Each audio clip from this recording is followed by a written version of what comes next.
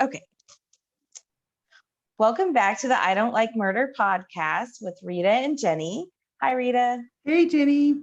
How are you doing today? Doing good. I don't like murder, but we're going to talk about it. Yes. So today I'm going to tell you about the case of Kendrick Johnson, known as KJ. He went to Lowndes High School in Valdosta, Georgia, and his body was discovered on January 11th, 2013, rolled up in a gym mat. So we'll talk about the investigation, the impact on the family, and a possible FBI cover-up in this case. Also, a little bit of how race plays into potential investigations. Got it. Yikes. So the basic story of Kendrick is that he had went to school on January 10th. He didn't go to his last period class. His mom got concerned when he didn't come home after school and it was late. So she talked to her husband, who's a truck driver, and he was out on the road at the time. And he said, call the police. So she called the police and they pretty much told her, oh, he's a kid. He's fine. He's probably just, out with friends or with a girl or something. And she said, no, he's not. So first thing in the morning, she went to the school to find out what was going on, if he was at school, what was going on. And while she was still at the school, they found his body rolled up in a gym mat. And they wouldn't let her see him, but they did tell her that it was Kendrick. So she obviously, was not doing so well. They identified him. They let her daughter, his sister, identify his shoe, was how they identified him, which is a really strange way to identify a body. So the mat he was rolled up in, it's the same mats that pretty much all schools have, those like giant gym mats, was rolled up. And his body was like almost all the way in the 6-foot mat. So almost like he was rolled up in it? Yes. Okay, yes. Within it, not in between mats, right? Not in between mats, in the center of the mat. The story is that his shoe, the kids used to like throw their shoes back in there for gym class, and then they would swap them out and they would throw them back into the mats. And the story is that the shoe fell down into the center of the mat. So he tried to crawl through the mat and get the shoe. First, he was 5'10", so close to 6 foot. But the story is that he decided that instead of just moving the mat from the bottom or tipping the mat over, he was going to dive into the mat and got caught in the mat and suffocated because of being upside down for so long. This to me doesn't make sense. So we'll go over the evidence that was found now in the gym. So there were 3 pairs of shoes in the gym. 2 of them were Kendrick's. One of the shoes he shared with another boy, which is why they kept them in the mats. The other one was his shoes that he wore to school that day. And then there was a separate pair of shoes that was not his. They still don't know whose those were. There was something on that 3rd pair of shoes that was like a reddish brownish color. They said it wasn't blood, but they did not keep that as evidence. There was also a hoodie in the gym that had a possible spot of blood on it that they didn't test and didn't keep as evidence either. Both of those were laying several feet from the mat where he was found. There was also 6 drops down the wall of blood that they did test those, and it wasn't his blood, but they didn't do any further testing to see whose blood it was. And it was a gym, so I'm sure people bleed in there all the time. But at the same time, if there's a murder or a potential murder, you should probably keep Or that as just a evidence. death. Yeah, Right? even a death, yes. But they pretty much, the authorities pretty much wrote it off as an accidental death immediately. The official autopsy that they had done at that time was that it was an accidental death, that he died of asphyxiation from being upside down. There are photos of him after his death. If you feel like you can stomach it, look at him, but they're really disturbing. He looks like he's been beat up. His arms are all like cut up. His hands were cut up. His face is all swollen and cut up pretty bad. He had a giant bruise on one side of his chest. The second autopsy, he's had 3 autopsies done. The second autopsy showed that there was blunt force trauma to his neck, and which his family has been fighting since he died, knowing that he was murdered, that it wasn't an accidental death. They are certain of that. So after the second autopsy got them nowhere, they decided to go ahead a few years later and get a third autopsy done. And not only was there blunt force to the neck, there was also blunt force to one side of his chest, which was the bruising that was there.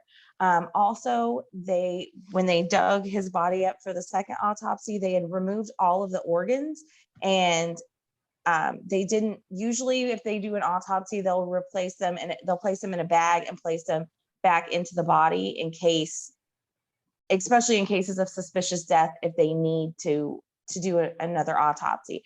And he just had newspaper stuffed into the cavity of his body. Oh boy. Which is not standard practice. So if you look at it as a cover up, then it looks very suspicious. You can also look at it as, I heard that they did the service for free for him. So it could have been like cost cutting measures. If you're looking at it objectively, that it could have just been, oh, it's easier just to shove some newspaper in there instead of. If I could just say though, is that just if I were the medical person behind it, saying this has been the third autopsy on a suspicious death, maybe there's a fourth, maybe there's, you never know. Right. The newspaper thing is just unbelievable. Yeah. But yeah. Right. So it just goes to show, well, that's granting a tremendous amount of grace to someone to say it's because they did it for free. Yes. Oh, right.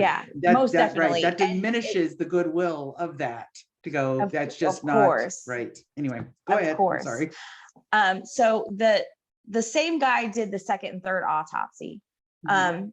But one of the reasons they needed the organs is because on the first autopsy, his lungs were lighter than they should have been if he had died from asphyxiation, because there wasn't any fluid on it.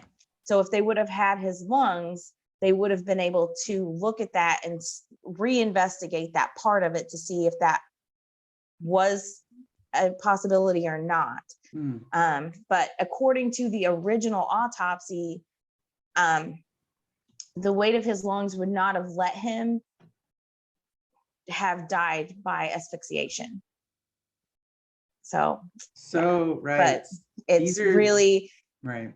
Very suspicious. I can't blame the family at all for thinking that this is suspicious. I think it's suspicious because it looks pretty obvious, and he does look really, really beat up in the photos.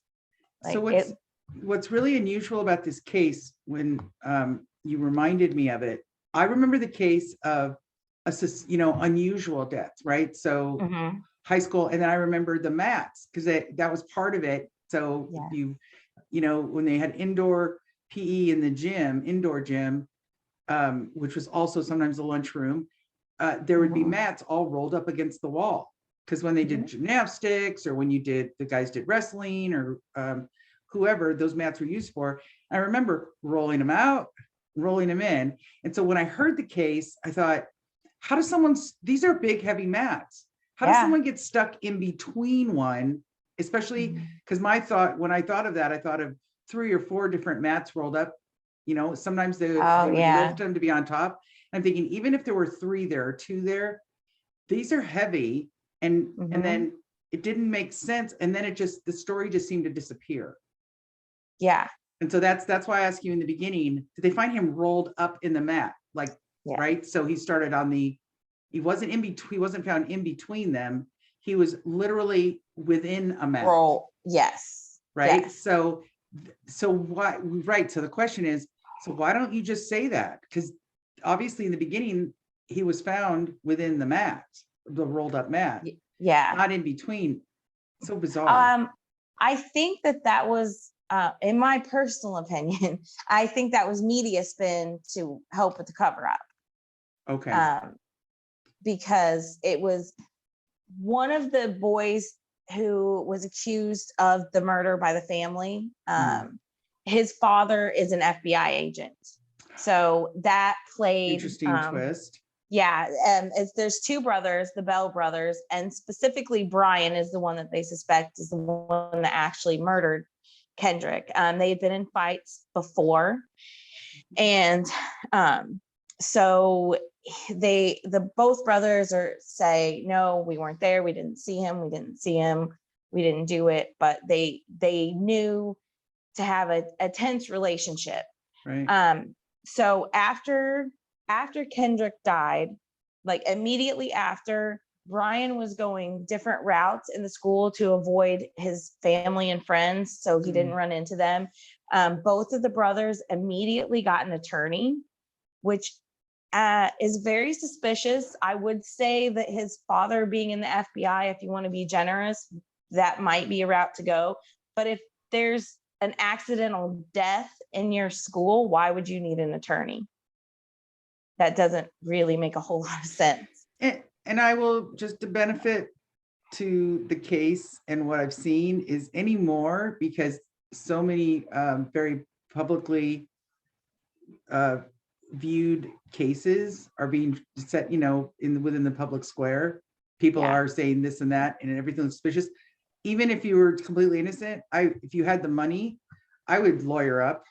I don't know why. I don't know why my name's being brought up. I'm going to lawyer up because everything we've watched is every time you go into the police, it's like, okay, they're interrogating me, but I'm not under arrest. But all of a sudden, then you're confessing to something, right? Because right. So I could see, especially if his dad was in law enforcement, going, yeah, no matter what's going to happen, you need to have somebody say he ain't talking.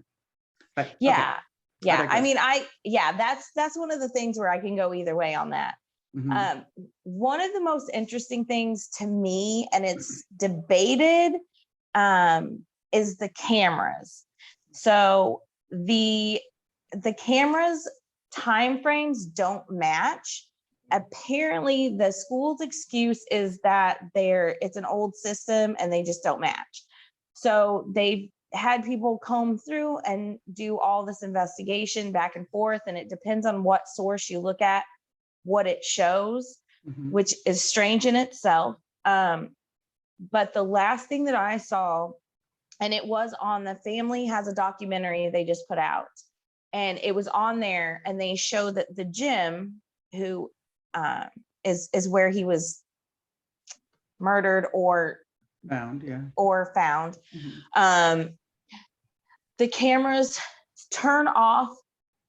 There's 4 cameras in there, so it's all a little bit different time, but somewhere around 11 and don't turn on, or somewhere around noon, and they don't turn on until somewhere a little after 1, all of them. It varies a little bit for each camera, but there's about an hour where there's cameras have nothing to show. And there's on the day that he was disappeared. Yes. And they are, the cameras are motion sensitive. And according to every source I've seen, there were a group of boys playing basketball in the gym at the time he went missing. So the last footage of him walking into the gym was right around noon. And there was a group of boys playing basketball in there. You see him walk through the gym when there's people in there.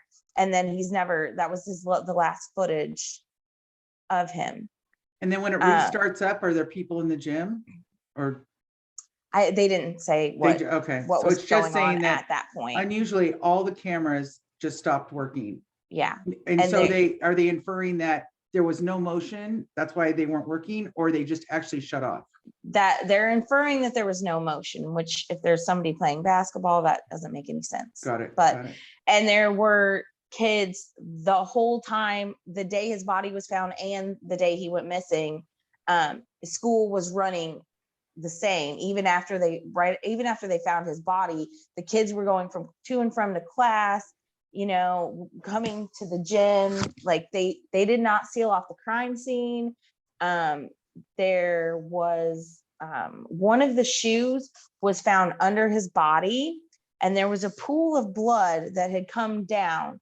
The shoe had been laid on top of the blood. There was no blood on the shoe. So that was also one of the suspicious pieces of the investigation. Right. So the pool of blood under the shoe was another one of the mysterious circumstances in this case. One in the documentary that the family put out, one of the things that was the most disturbing to me, and the one that kind of gives you chills and thinks, oh my God, this Brian kid is definitely lying. It definitely was a cover up from the FBI. The FBI, when they first got the footage, went through all the footage. Brian had said he had not seen Kendrick the day that he died. Mm-hmm. There is a frame on camera, and the FBI had made a chart and wrote out that they were together in that frame, but of the boys walking not side by side, but they were right next to each other, probably 6 foot away from each other, mm-hmm. walking next to each other in the same direction. So you saw him that day. You were completely lying, but it was in the FBI footage. And then that got completely redacted to anybody else who saw the footage. It was never shown anywhere else. But that just can give you chills that they're walking right there together, not long before he went missing. Wow. Yeah. So that was one of those well, if you thought that it might not have been a cover up before, that one tiny little frame where they were right next to each other, that was, I'm going to say, covered up. This is all my opinion, but right. And the hard thing too with the way our system works is it's circumstantial, right? Yeah. So is that, and then because I'm going to play devil advocate, because he could go, I saw him every single day. I don't remember seeing him on that day. It could have been Monday. I mean, because right. And then, but what's amazing that the family has to go to the point of creating a documentary saying something's not right here, but right, who gets to assist them? Who assists them, right? To say it's right. So what you were told isn't what was happened. And it's that is the other scary part of it. It's up to the family, when the people that we think we go to say, hey, police department, hey, detectives, something's up here. Yes. And then it's no, can't prove it. Don't know. He said no. So interesting. Sorry for the interruption. Yeah. No, you're fine. The family has protested. They have fought. Parents have been arrested protesting at the police department. They have went for the whole, I think it's been about 8 years. They have fought and fought and fought for this case to be solved because they know something was wrong. So kind of, well, I don't even want to evidence towards a conspiracy here.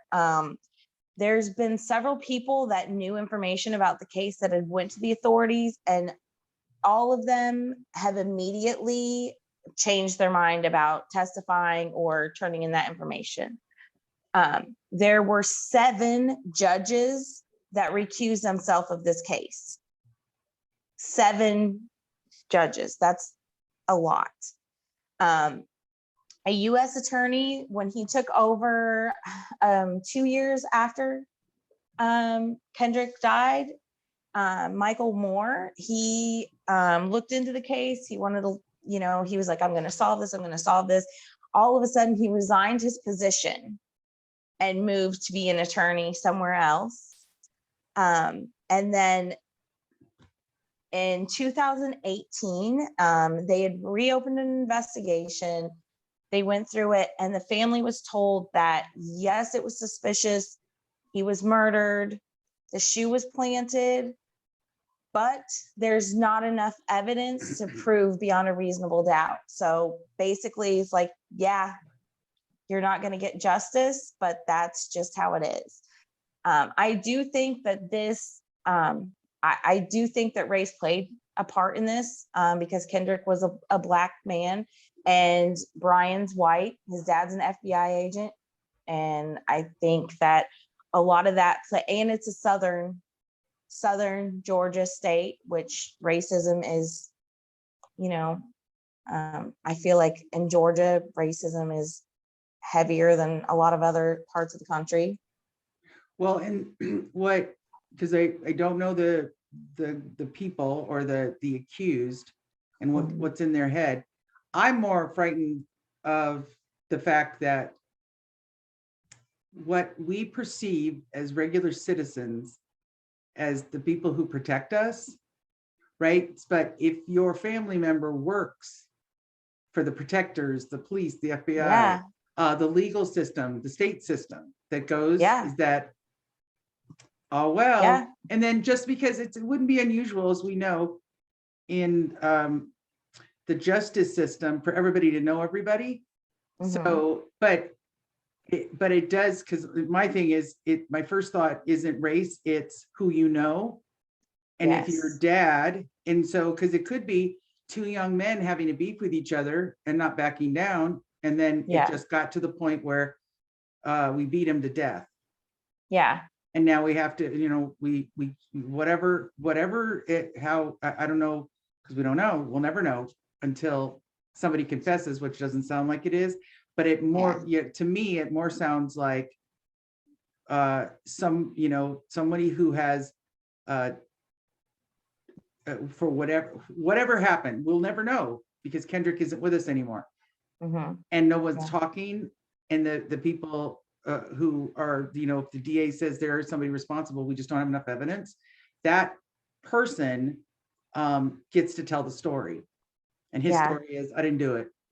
And so those kids, that's why it's so interesting to look at these cases in different places, because I think there are some cases where the animus may not have been the color of his skin. It may have been the hubris of the young man to think I can get away with murder, which kind of did.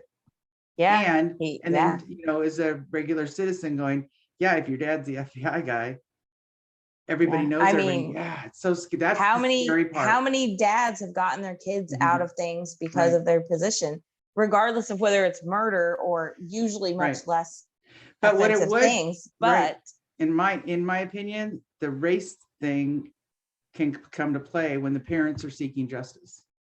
Yeah, it did. Right? That's what I mean, is that to go, why? Right. Because it would just be, like I said, regular citizen USA. There's another case that I was watching, the same kind of thing, where the parents said the young mid-20 guy living life, doing great, just all up and commit suicide. And his parents said to their grave, there's no way in the world. And they just had to, but the DA, everybody said, no, da, da, da. And there was so much where like the people who are against the family saying, we just want to look deeper into this case, that the DA's office exposed all this kid's text messages with the family members. Like you and I tease each other through text messages and go like, don't ever show anybody this, just being snarky or something. It would be like someone taking everything you've ever said on Twitter to or not Twitter, text to somebody, and exposing it. And so it's just all these, and then because this, the thing that I watch is just how much, whether it's the police, the DA, just the judicial system was against this family by saying, we ruled in a way, stop upsetting the cart. We said suicide and it's suicide. and we're not backing down. Yeah. And to the degree that, so it's really about how the family went in and said, we need to get a new DA, and they became political and they walked door to door. And so it's just to watch this, to say, so if you've got somebody, it's, I don't want to be political, but it is that, you know, are we all really equally protected? Is the law really blind? That's what's supposed to be, right? And so that's what these cases are interesting to go, yeah, not if you don't know somebody. Yeah. Right. Or if you know that your chances are higher of getting away with it if you know somebody in the system. Absolutely. Wow. Right. Yeah. And that, yeah, just it's very telling. And that's kind of where the race thing is, that no matter when an injustice is done, and that's why we're doing this show, is because some things just don't make sense. Because like I said, you hear about the case and go, how the heck do you get stuck behind those mats? Those mats are really super heavy. And that's, you know, just the whole thing of these rolled up, kind of like a, remember those roll-ups? It's like a, yes, the fruit roll not up. ding dong. No, yeah, like a fruit roll up, or that Hostess ding dong, or those. Remember those things? And then you could see the swirl. That's what makes me think of going inside versus in between. Yeah, it's a big difference. Yeah, there's a big difference, meaning somebody actively had to roll a human being up in it. And so, but the last where it got a big media attention, where a case in Georgia would come to, you know, my world, is he fell in that, and that I remember in the back of my mind going, how does that happen? And then I move on with my life. But then the interesting part is, but the family of Kendrick, I'm sure same thing. And then that desperation to go, well, someone will figure it out. And I think that's the part. And when we talk about families and extended families of crime victims, is who do they go to? Yeah. I mean, they are fighting. They're very much fighting, which is amazing, because not many people keep fighting almost a decade later. Right. And that's where it stands right now, is accidental death. And the DA, pretty much they say there's not enough evidence. Yeah. They did reopen the case earlier this year to reinvestigate it from the start, like completely reinvestigate the case. So hopefully something comes out of that. But also I feel like it's probably going to be another one of those, somebody resigns because of pressures above them. You got to be really strong. I mean, if the FBI comes after you and says, no, you're not doing this, you know, but it is a testament to a parent's tenacity for their child. Yeah, it is. So it's like 10 years is a long time. And like I said about that other case, where the parents were like, we'll just go door to door with everybody in our county to get a new DA in. And the saddest part is, like, you'd want that person, because the person who was primarying the DA, who said, I'm going to help crime in our town, but the story was about the town being split between those people who kind of and that's what's so interesting about our system, our judicial system, is when things go wrong, who do we go to? Or when, you know, like we will talk about in the future, of all of the plea deals, all of the cases where someone just took the path of least resistance, you know, people who say they're guilty just because they just want it to end. And, you know, and then the after effects of that, it's just that, is that where do people go? And when you have those cases that say there's nothing we can do, or we'll have a case coming up soon about, like you said, we know we just don't have enough to convince a jury. So that's terrifying to me. Right. It is. And terrifying just kind of as a citizen, but then but for the families who are sitting there going, we all know, and that person is just walking among us, which is right.